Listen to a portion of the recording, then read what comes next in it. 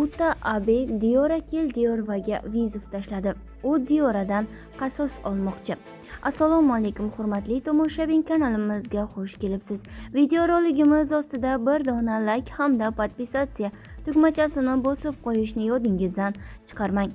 Parij 2024 Olimpiadasining ikkinchi davrasidayoq Diora Keldirovaga yutqazib qo'ygan Uta Abe 2 kun avval Vengriyadagi jahon chempionatida 5 karra jahon chempioniga aylangan edi.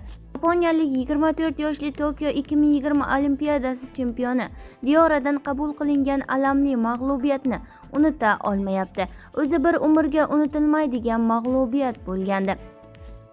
Olimpiada o'tganiga ham ancha bo'ldi. Men bu musobaqa medalini qo'lga kiritishni juda ham xohlagandim.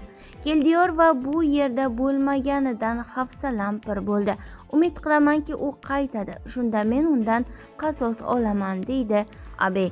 Biz bilan qoling va kanalimizda yangiliklarni kuzatib boring.